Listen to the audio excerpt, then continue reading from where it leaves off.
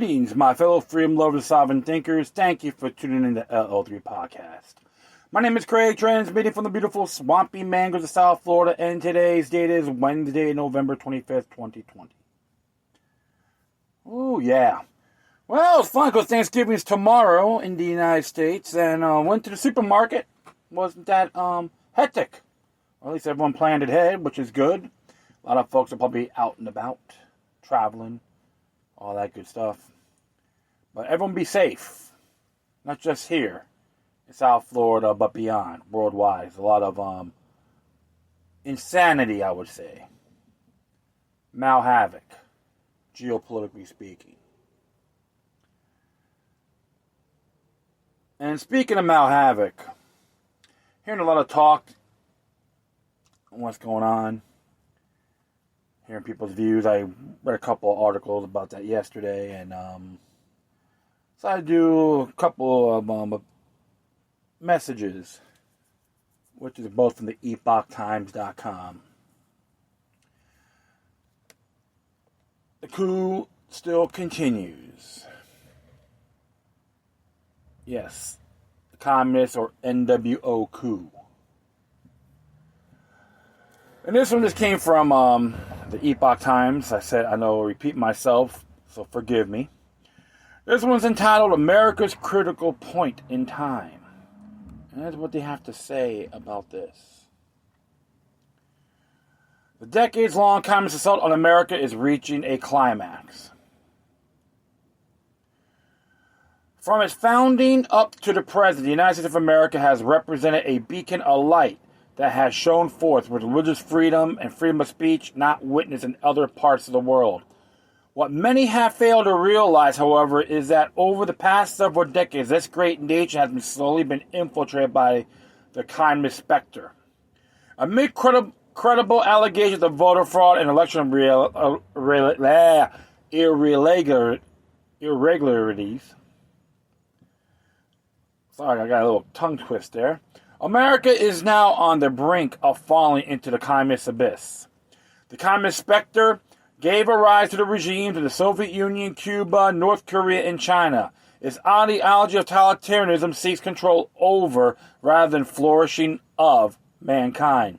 Its gradual takeover of the West has been carried out in broad daylight, as French poet Charles Baudelaire wrote back in 1864, "The greatest trick of the devil is to persuade you that he doesn't exist." During the Cold War, the world was divided between two military and political camps. Yet, while their social systems appeared to be diametrically opposed, the same process was taking place on both sides in different forms. Many revisionists, Western-style communists, socialists, Fabianists, liberals, and progressives publicly reject the Soviet and Chinese models, while their efforts led society on a path toward a social structure no different from those of the Soviet Union and China. And so it has been for much of the Western world. The rest was relieved at the fall of the Berlin Wall in 1989 and the fall of the Soviet Union just a few short years later. The specter of communism, however, never died. It continued to thrive in China, the world's most populous nation, and while the Cold War ended, the international communist movement never ceased its efforts to achieve its global goal of communist domination. While communist regimes have continued with their rigid dictatorships, party politics in free societies have come to a point of crisis. Communism has exploited loopholes in the legal system and political systems of democratic nations by manipulating major political parties. This decade-long effort has now nearly succeeded. Socialism. Socialism has been part of Marxism in the international communist movement. As Vladimir Lenin stated, the goal of socialism is communism. In democratic states, socialism slowly eats away at people's freedoms through legislation. In the West, was relieved at the fall. Sorry about that. In the West, the process of establishing a socialist system takes decades or generations. Leave people gradually numb, obvious, and accustomed to socialism. The end game of the socialist movement, implemented gradually and through legal means is no different from that of their violent counterparts. Socialism inevitably undergoes a transition to communism, with people continually stripped of their rights until what remains is a tyrannical authoritarian regime. Socialism uses the idea of guaranteeing equality of outcome through legislation.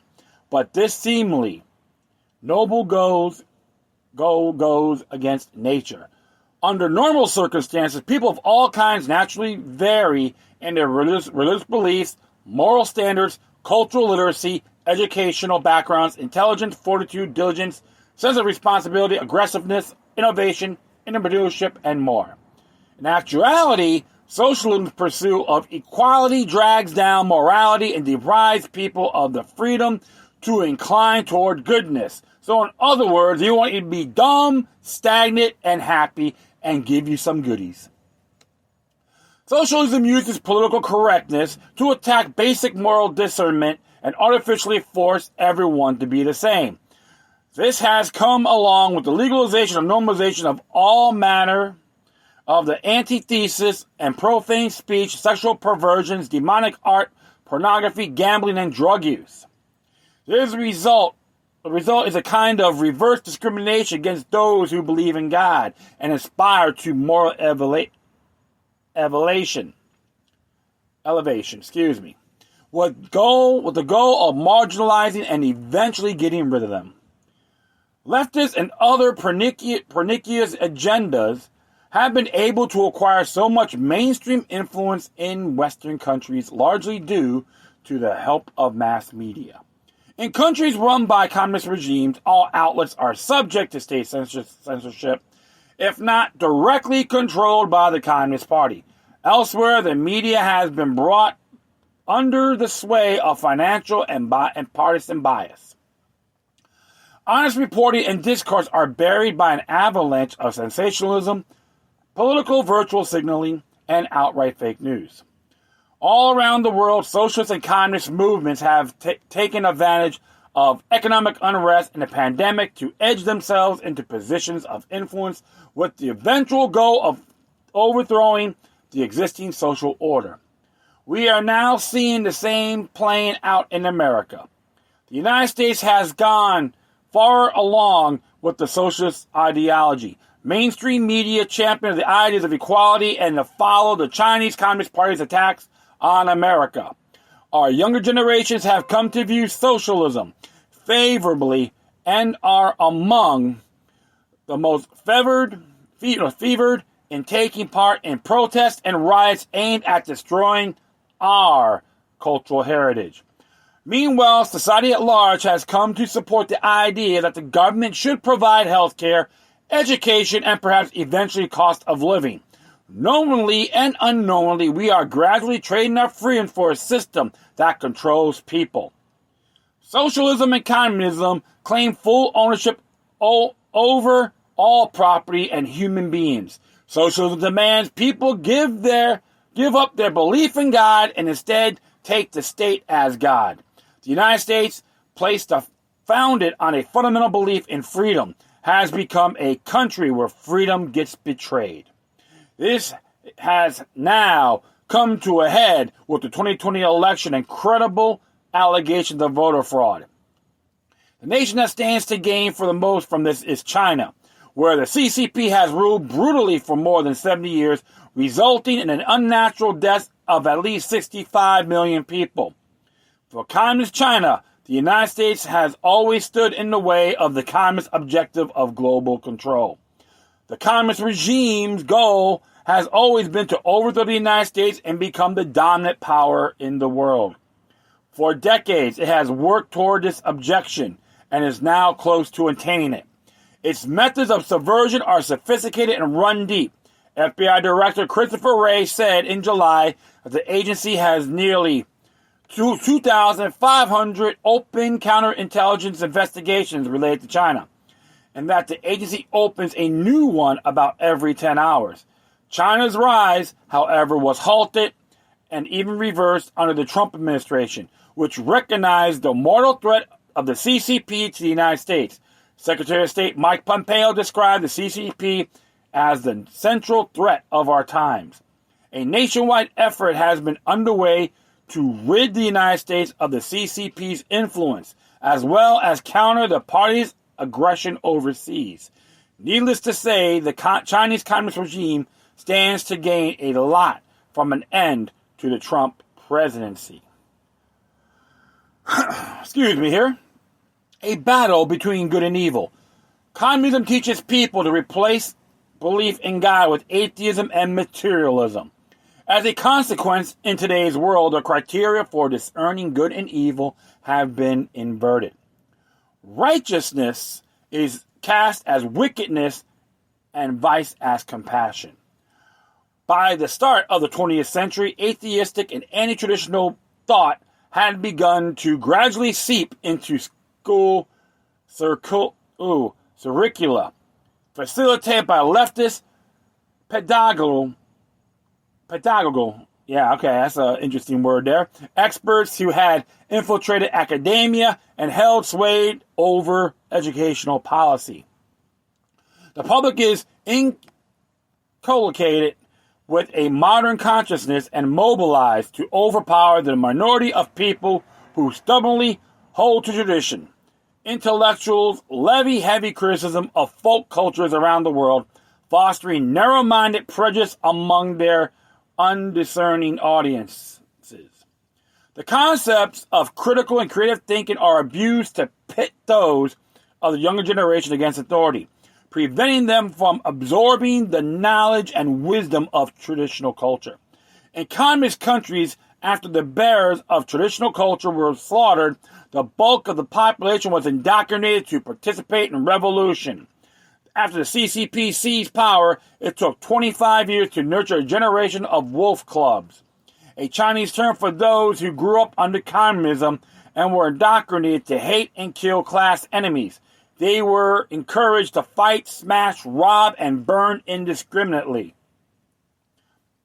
Here's a little photo here. Two Communist Party cadres hang a placard on the neck of a Chinese man during the Cultural Revolution in 1966. The words of a placard states the man's name and accuse him of being a member of the black class. The CCP actively cultivates murderous sentiment. During the Cultural Revolution, teenage girls readily beat their teachers to death as part of Mao's ideological crusade. In the West, communist parties profoundly harken back to the experiences of the French Revolution and the Paris Commune. Every revolution and insurrection has been introduced by mobs that had no scruples, no shame, and no compassion. So, what a bunch of herd-conformed zombies. Okay? Communism is a scourge on humanity. Its goal is the destruction of mankind, and its arrangement are meticulous and specific. Human civilization, meanwhile, was transmitted to man by the divine. If humans destroy their culture and tradition, and if the morality of society collapses, then they will fail to understand the divine. We can break through the communist specter's attempt at destruction by actively rejecting its influence and instead follow the divine, restoring our traditions and elevating morality. This is an era of both despair and hope. And there'll be a link on here how the specter of communism is ruling our world. There's a series on there. Read it, folks. Very good information. John Jay warned us about this as well on Federalist Papers 2 through 5 on foreign influences and President Washington's farewell address. When you got the federal government trying to intervene on education and all that, you got to scrap it. You got so many infiltrators in these public universities and these schools trying to teach these people, don't worry, drink Kool-Aid. This form of government, like to control the mind also, is nothing new. And they go through many factions under socialism. Be the National Socialist Workers' Party. Very similar, but in a different package. What is occurring right now, my friends? It's all part of the New World Order agenda. They want us smashed. And you think the unions will be safe? They'll smash them completely. This is why you got to question individuals like the AFL-CIO president. If he's a communist, he shouldn't be in a union. You need to tar and feather him. To all my fellow brothers and sisters who are union members. Because the AFL-CIO Code of Ethical Practice warned us about communism as well. If you have those attributes under the communist regime, just paraphrasing, is a union in name only. I would like to say, in a lot of areas I've been blessed. I was a maverick, I was an SOB at times, but I've taken the initiative on reading a lot further what they taught me in school. And even through my whole life, mingle with people from around the world. Regardless if it's in a religious function, doesn't matter. Okay, I just always bring that knowledge and I'll keep it in the back of my mind. The whole thing is the CCP wants Biden in there, but the globalist doesn't. That's according to some sources like Mike Adams. It's a big cloak and dagger adventure. The world is watching us. And many people need to start rising up, which is happening, which is fantastic. And we got to go further. We got to denounce every citizen in this nation, whether they're naturally born here or naturalized. Need to say, I denounce the United States of America as a federal corporation. That's under Title 28, Section 3002, subsection 15. I did a show on that, by the way, United States as a corporation. Look it up on my archives, on my podcast. I think it's like maybe 6 years ago I've done that. Wow, time flies. The key to liberty is eternal vigilance. The eternal vigilance is the key to liberty, Jefferson once said.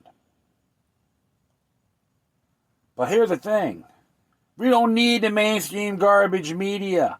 I laughed at them for at least 20 years, maybe more. Observe responsibly. Don't manifest. Our folks recommend read the book by Eric Benet's Propaganda.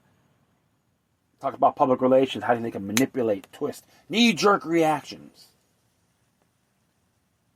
Here's a critical point. The order won't prevail. There'll be some rough rides on this planet, including here. But human nature can always overcome tyrannical obstacles. Liberty is permanent. Communism is just a fashion statement. And it gets scrapped to the ground as usual.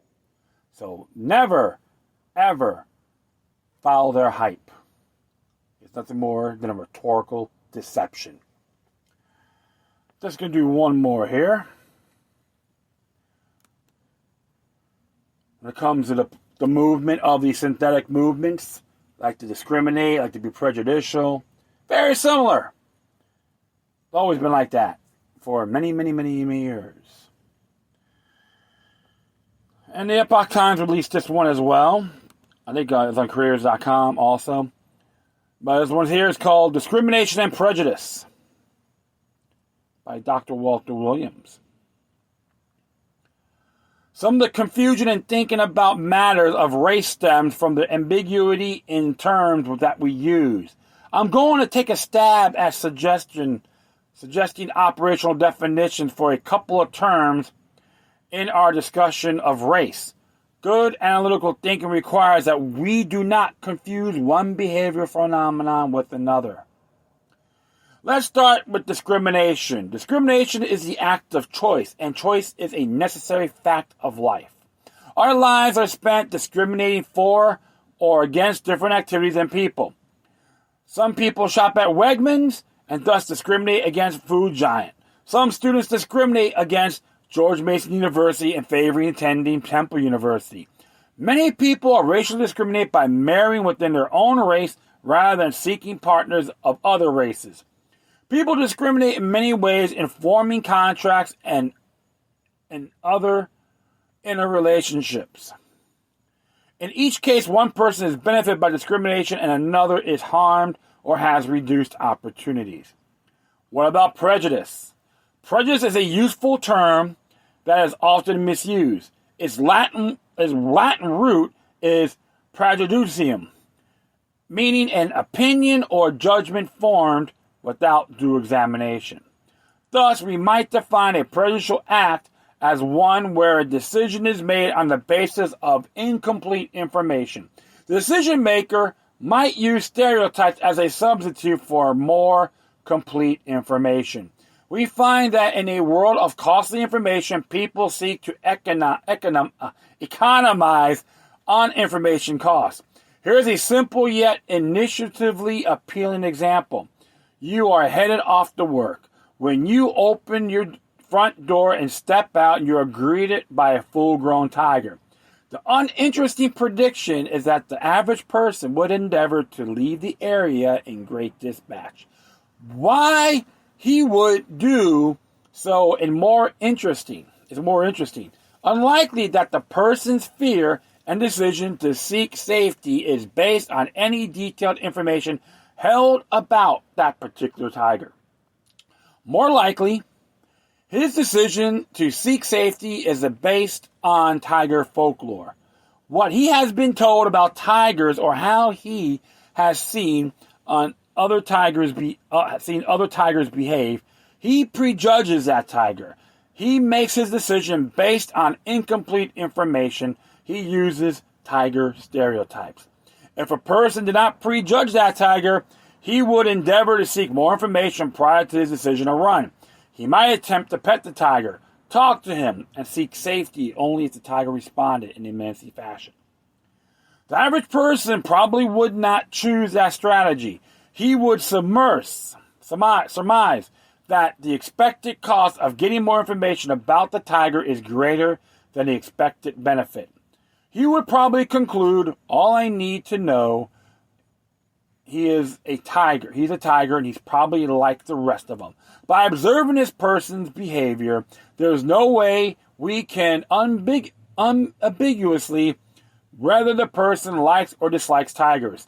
Similarly, the cheaply observed fact that an individual is short, an amputee, black, or a woman provides what some people deem sufficient information for decision-making or predicting the presence of some other attribute that's more costly to observe. For example, if asked to identify individuals with doctorate degrees in physics only by observing race and sex, most of us would assign a high probability that white or Asian men will have such degrees than black men or women. Suppose you're a police chief and you're trying to find the culprits breaking into cars. Would you spend any of your resources investigating people in senior citizens' homes? Using an observable attribute as a proxy for an unobservable or costly to observe attribute lies at the heart of this decision theory. Lastly, there is more dimension to discrimination and prejudice. Should be indifferent about whether he attends Temple University or George Mason University, and thus makes his decisions by flipping a coin. It is more righteous to use the same technique when choosing to marry within or outside his race. Is it morally superior to be indifferent with respect to race in marriage, employment, and socializing? Can one make a vigorous moral case for government coercion to determine whether one attends Temple University or George Mason University, marries outside of his race, or is indifferent about the racial characteristics of whom he employs? Well. Interesting there, right? So we all have these gut instincts, we could say, that's considered prejudging is understandable. Safeguarding natures and all that. And we have choices. As long as you don't violate others.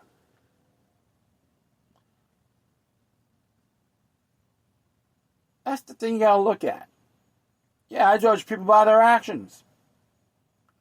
I don't want charity cases on my job site. I want a team. That's discriminating lazy people. So be it. Because based on their actions is ethics. So we all have to make these decisions in life. We have our prejudicial moments. It's okay. But don't make it a burden on everybody. In bad faith. Violate others. There's a big difference. And we all have our faults. I have them. I admit it. But you learn to better yourselves. But being vigilant is okay too. Stand up for what's right. You know what? It's all good. So always choose wisely. And that would be it. I wish everyone a happy Thanksgiving tomorrow in the United States, and do it around the world. Even more than the spiritual aspects. Be with family and, talking about life and love and what we achieve. Yes, 2020 is an insane year.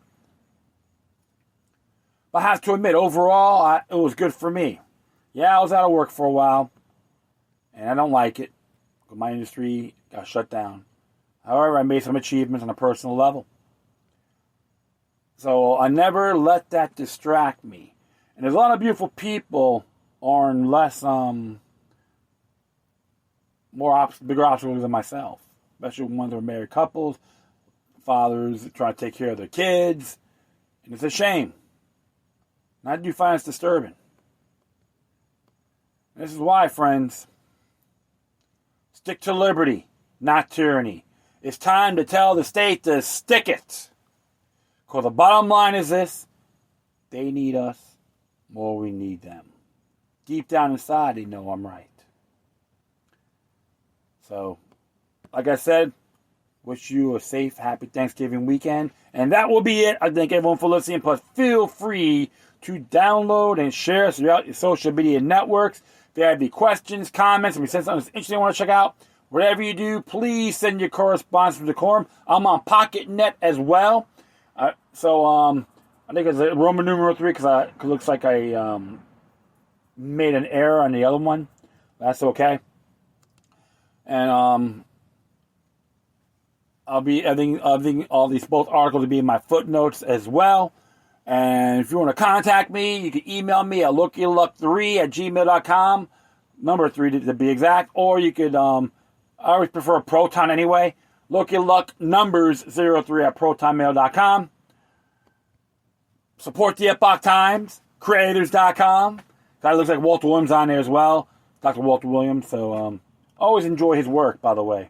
And if you want to throw some money at me, that'll be nice. Hit me at paypal.me/LokiLuck3. Once again, thank you for your time. Plus, always remember that the demoniac resistance is healthy for the soul and can liberate humanity. And always hit that like button wherever you get this show on, okay? So next time, take care of yourselves. Keep on spreading the love. And may your guardian spirits be with you.